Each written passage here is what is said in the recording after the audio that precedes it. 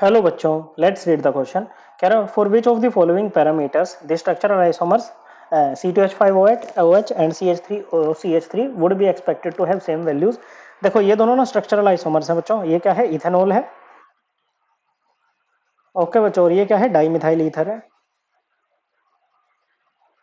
Structural isomers क्या होते हैं बच्चों? स्ट्रक्चरल आइसोमर्स वो होते हैं जिनका मोलिकुलर फॉर्मूला तो सेम होता है, लेकिन बॉन्ड कनेक्टिविटी या स्ट्रक्चर क्या होता है बच्चों, वो डिफरेंट होता है। ओके, C2H5OH कैसा होगा बच्चों? CH3CH2OH। ओके, ऑक्सीजन के एक तरफ कार्बन है, एक तरफ हाइड्रोजन है, और डाइमिथाइल ईथर में क्या होगा बच्चों? CH3OCH3। ओके बच्चों, यहाँ पर क्या है बच्चों? ऑक्सीजन के दोनों तरफ कार्बन है। ओके बच्चों, और ये वाले क्या है बच्चों? देखो मोलिकुलर फॉर्मूला बिल्कुल सेम है बच्चों, दोनों में ही क्या है बच्चों? दो कार्बन है, हाइड्रोजन कितने हैं? 6 है, और ऑक्सीजन 1 है बच्चों। ओके, क्या है? दोनों का मोलिकुलर फॉर्मूला बिल्कुल सेम है बच्चों। ओके, दो कार्बन, 6 हाइड्रोजन, 1 ऑक्सीजन। ओके, बस फंक्शनल ग्रुप डिफरेंट है, तो ये फंक्शनल आइसोमर्स होंगे बच्चों। ओके, अब कह रहा है ये चार प्रॉपर्टी दे रखे हैं, चारों में से किसकी सेम वैल्यू होगी? क्या इनका बॉइलिंग पॉइंट सेम होगा बच्चों? तो इनका बॉइलिंग पॉइंट सेम नहीं होगा। बॉइलिंग पॉइंट वो टेम्परेचर होता है जिस टेम्परेचर पे आपका लिक्विड जो है वो बॉइल करना स्टार्ट करता है, या कहो वो टेम्परेचर जिस टेम्परेचर पे लिक्विड का वेपर प्रेशर इक्वल हो जाता है एक्सटर्नल प्रेशर के। ओके, अब वेपर प्रेशर जितना ज्यादा होगा ना बच्चों, क्या होगा? वेपर प्रेशर जितना ज्यादा होगा, बॉइलिंग पॉइंट उतना ही कम होगा, क्योंकि वो कम टेम्परेचर पे ही एक्सटर्नल प्रेशर के इक्वल आ जाएगा बच्चों। ओके, वेपर प्रेशर क्या होता है? ये वो प्रेशर होता है जैसे कोई लिक्विड है बच्चों। ओके, तो लिक्विड की वेपर बन रही है, इवेपोरेशन हो रही है, और ये वेपर कंडेंस होकर लिक्विड फेज में जा रही है, मतलब कंडेंसेशन भी हो रही है बच्चों। तो जब इवेपोरेशन और कंडेंसेशन का रेट इक्वल होता है ना, तो हम कहते हैं लिक्विड और वेपर क्या आ गए बच्चों? इक्विलिब्रियम में आ गए। और जब लिक्विड और वेपर इक्विलिब्रियम में होते हैं, तो ये जो वेपर्स लिक्विड के सरफेस पे जो प्रेशर लगाते हैं ना, उसको वेपर प्रेशर बोलते हैं। अब वेपर फेज में जा कौन रहा है बच्चों? लिक्विड के पार्टिकल्स जा रहे हैं बच्चों। अब इनके बीच में जितना कम अट्रैक्शन होगा, जितनी कम इंटरेक्शन होगी बच्चों, उतना ही ज्यादा क्या होगा बच्चों? वेपर फेज में जाने की टेंडेंसी होगी, मतलब वेपर फेज उतना ही ज्यादा रहेगा बच्चों यहाँ पर। ओके, तो इंटरमोलिकुलर इंटरेक्शन जितनी ज्यादा होंगे ना बच्चों, वेपर प्रेशर उतना ही कम होगा और बॉइलिंग पॉइंट उतना ही ज्यादा होगा। तो अगर हम बात करें CH3CH2OH इथेनॉल में, इसमें ऑक्सीजन ज्यादा इलेक्ट्रोनेगेटिव है, तो ऑक्सीजन पे पार्शियल नेगेटिव चार्ज, हाइड्रोजन पे पार्शियल पॉजिटिव चार्ज बच्चों। ओके, दूसरा वाला ले लो,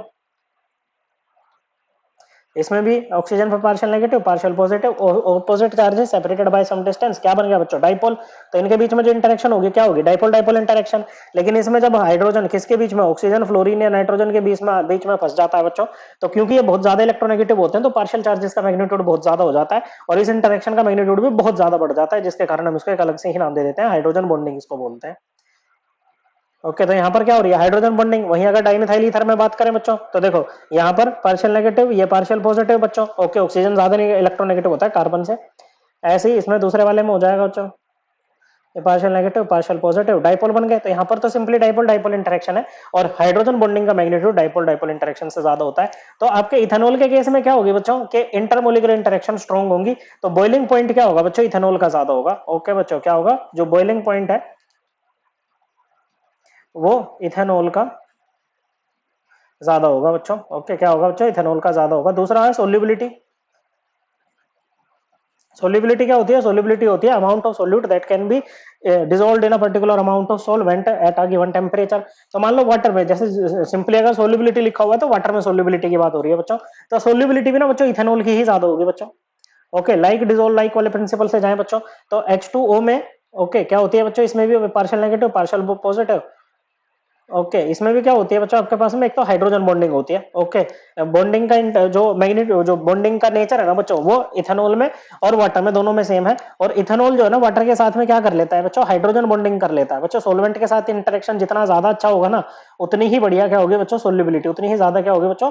सोल्यूबिलिटी यहाँ पर रहेगी बच्चों। ओके, तो ये हाइड्रोजन बॉन्डिंग कर लेता है। क्या कर लेता है बच्चों? वाटर के साथ में हाइड्रोजन बॉन्डिंग कर लेता है कुछ इस तरह से। ओके, जबकि ये CH3O CH3 की अगर बात करें, partial negative partial positive, HO H।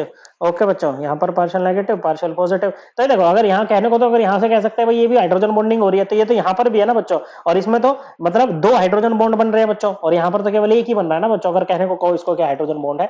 Okay, तो ज्यादा स्ट्रॉन्ग इंटरेक्शन इसके इथेनॉल के केस में हो रही है, तो इथेनॉल की सोल्युबिलिटी ज्यादा होगी। हाँ, दोनों का ना मोलिकुलर वेट सेम होगा बच्चों। ओके, क्योंकि दोनों का मोलिकुलर फॉर्मूला सेम है, C2H6O। ओके, दो कार्बन है, एक कार्बन का 12 ग्राम पर मोल। ओके बच्चों, 6 हाइड्रोजन है, एक हाइड्रोजन का 1 ग्राम पर मोल, और ऑक्सीजन का 16 ग्राम पर मोल।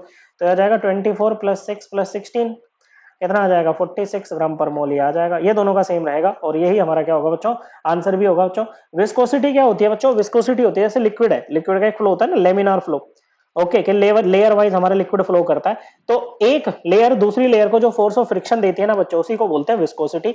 ओके, और जितनी ज्यादा स्ट्रॉन्ग इंटरेक्शन होगी ना बच्चों, विस्कोसिटी उतनी ही ज्यादा होगी बच्चों। ओके, तो उतना ही ज्यादा फ्रिक्शन लगेगा बच्चों जितनी ज्यादा अट्रैक्शन होगी। ओके, तो यहाँ पर हाइड्रोजन बॉन्डिंग है, तो इसमें विस्कोसिटी भी किसकी हो बच्चों, इथेनॉल की ही ज्यादा होगी बच्चों, as compare to dimethyl ether. So correct answer will be option 3। I hope आपको ये एकदम क्लियर हो गया होगा। थैंक यू बच्चों।